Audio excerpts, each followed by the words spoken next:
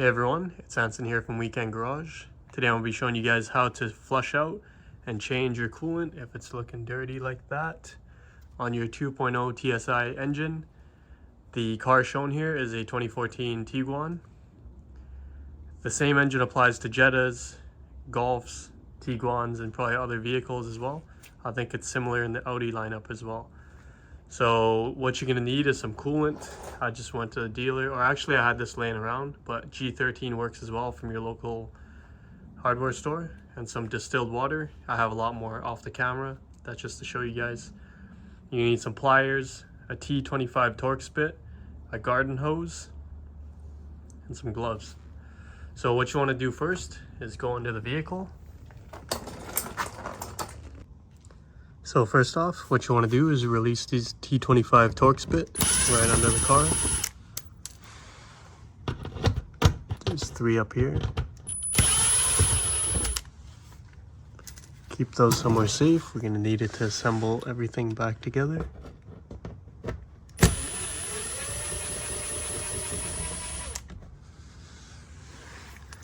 After you get these 3 off, to do is pull off this whole panel.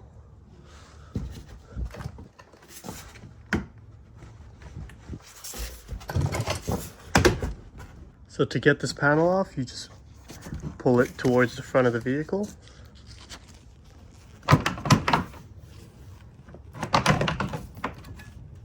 Last clip here.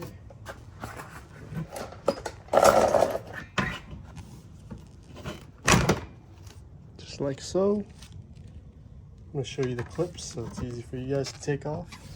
That's what the clips look like. They're all facing towards the vehicle on the sides and on the other side. So you just got to pull toward the front of the vehicle after you release the 3 Torx heads. Now I'm going to put this somewhere safe. So after you pull off that gray shield, we're going to release a couple more Torx bits under that shield. I believe there's 4.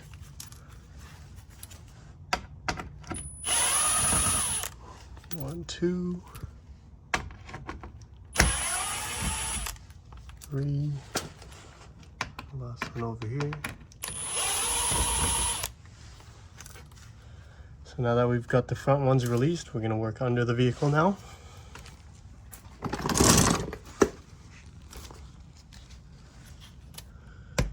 There's one right under here.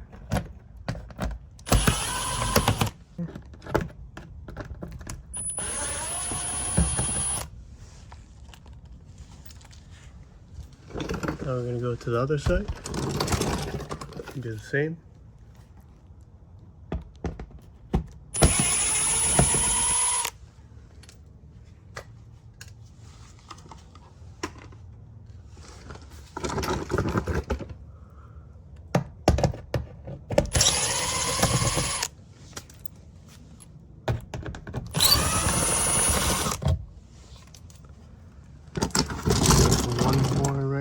Here.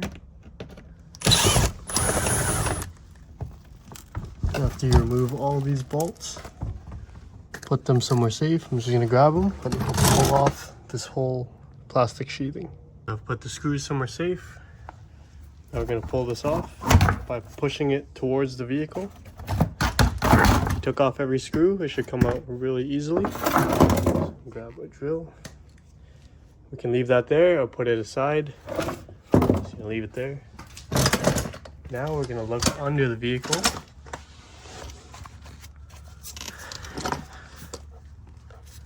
And you're going to locate this pump right here. Right. This is a secondary cooling pump for the system. This thing right here. Sometimes in hot summer days after a drive, you'll hear the fans and coolant system still run. That's what this pump is for. The secondary coolant pump. What we're going to do is grab our pliers and pull off this right here, this clamp. I'm going to set up my camera and show you in just a second. If you touch it, it should be warm. There's a return line. Make sure you have your catch pan ready as well to catch the fluid. So now we're looking at the hose clamp With that return line I was talking about earlier, we got the collection bucket under. And then we're gonna put our pliers on the hose clamp and attempt to remove it. Once you grab it, we're gonna wiggle it and slide it back. If you don't have a hose clamp and use pliers like this, you may struggle a little bit. So once you compress it, we're gonna slide it back.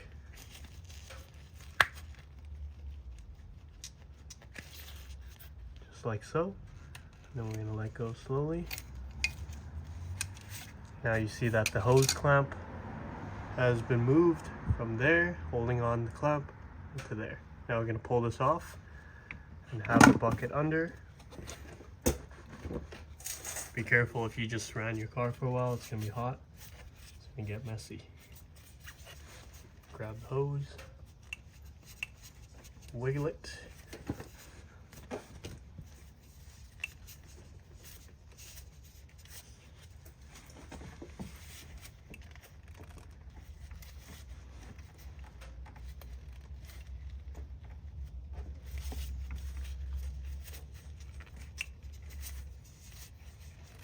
It's on there pretty good if you haven't done this before, so just be patient.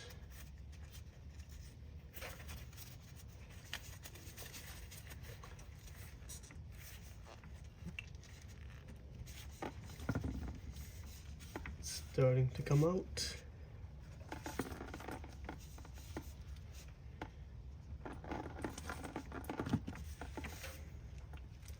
So change my positioning here.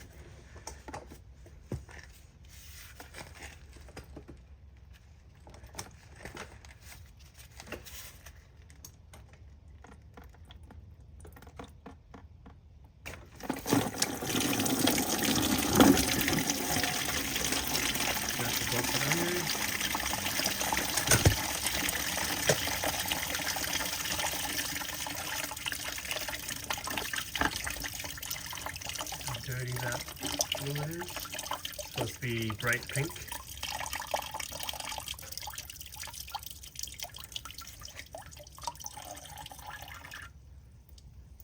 Make sure when you do this, the overflow cap up top is open. So now that it's been draining for a while, nothing else is coming out, we're gonna leave it open. Take a look at the overflow cap. Just like I said, you gotta remove it before you drain that, or else it's not going to have positive pressure to let that water go. Look how nasty that is. This coolant has never been flushed on this car. Look at all that crap. Disgusting.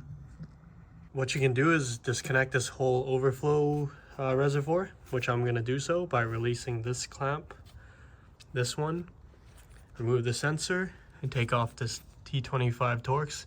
I'm actually going to wash this out before I install it back because I don't want any of that crap going back into the loop. I'm going to quickly show you guys how to take this tank off. First we're going to drop the screw in the back. Make sure you don't drop it. I was going to go into the void. Take that T25 screw out. It's right behind the tank. That's what it looks like. We're going to put it somewhere safe.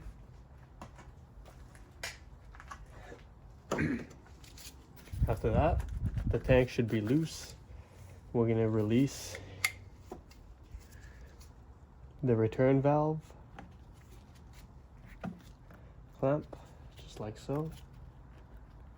You bring it back, let it go. We're going to do what we did earlier, just wiggle it.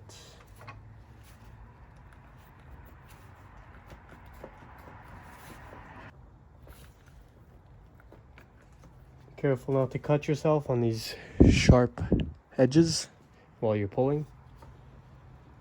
Just take your time, you don't need to force anything, as with any German vehicle. Just gotta be patient. Next we're going to disconnect this right here. So now that this is raised and open, you can hear the liquid still come out on the bottom drain. So make sure you don't remove that catch can. As you can hear, it's draining. I'm gonna try to fully drain the system. We're gonna turn the heat on later and run the engine, make sure the thermostat opens and everything drains out. So there's gonna be a proper drain and flush of the system. So it's the exact same clamp as the top part that we just removed. We're gonna put the clamp, or put your pliers like that, press it, pull it back, and then we're gonna pull that hose back, just like what we did with the top one.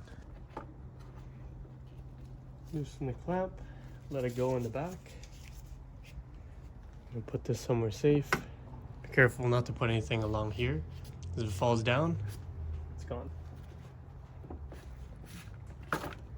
This one comes off really easily.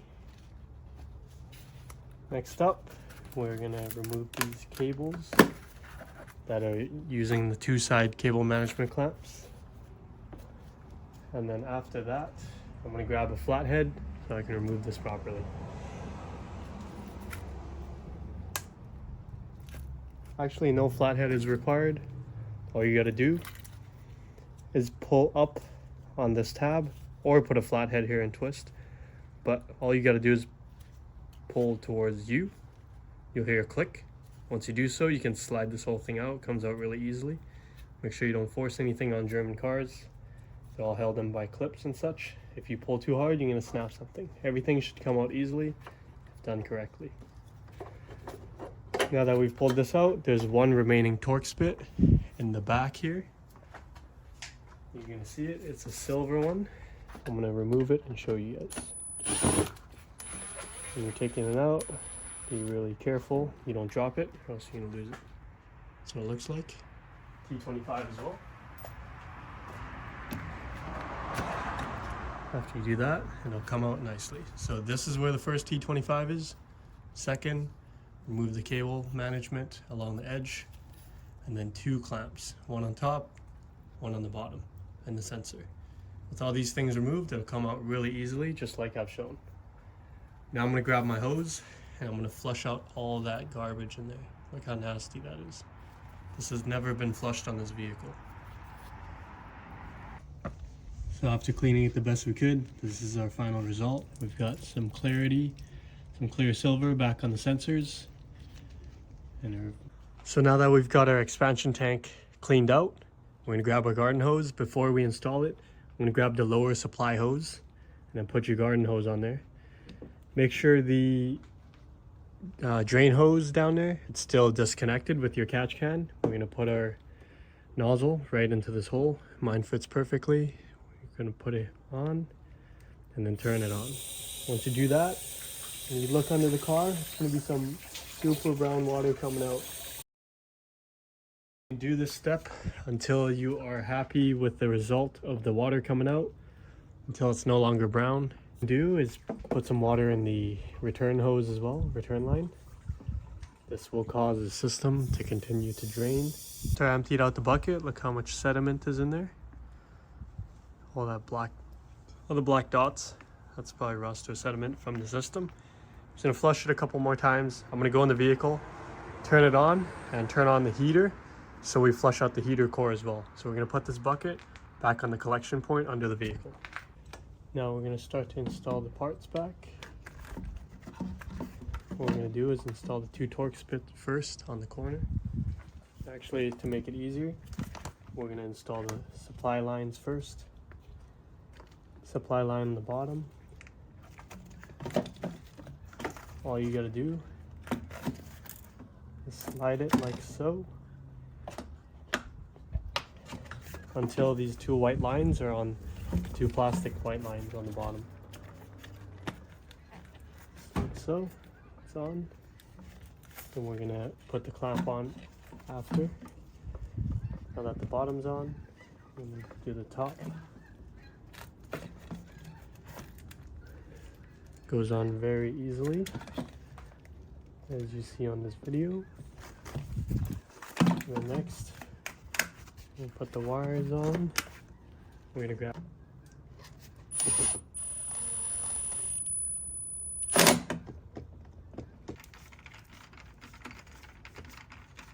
just like so.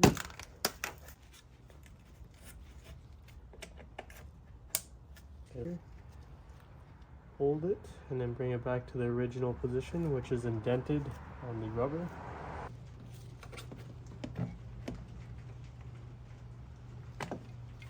We're going to drain the heater core by maxing out your heat. So now that I've let the car run up to temperature and flush the heater core, everything is drained out. I'm going to plug it back in.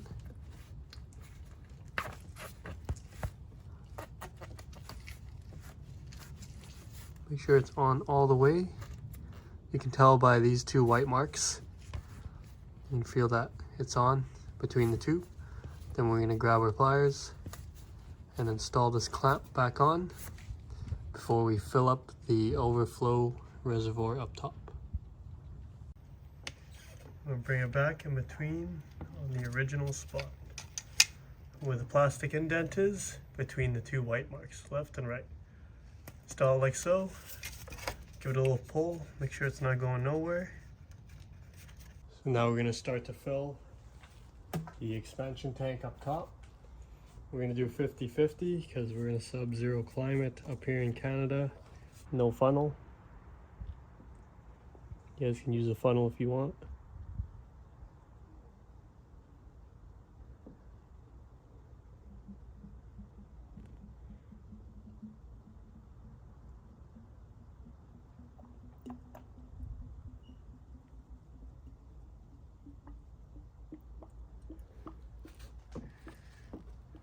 We're almost at half the bottle. You can check on the side.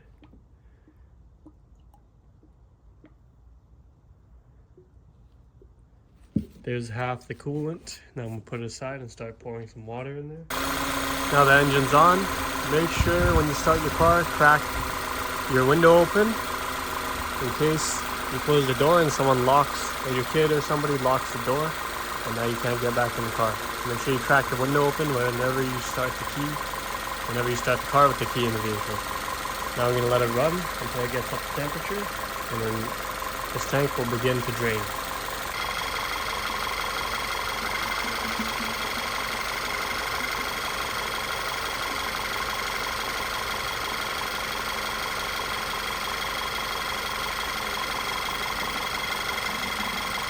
Almost at half the bottle, we're just going to let it drain down.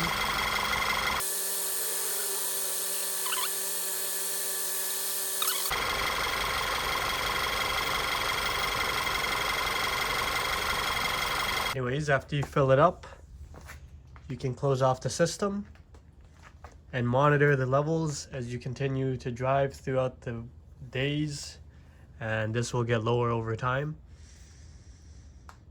It'll automatically bleed out all the air, so you don't gotta squeeze the pipes or do any of that. This is a self-contained system. So anyways, hope this video helped you guys out.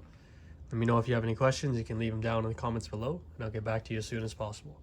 Thanks for watching and have a great day.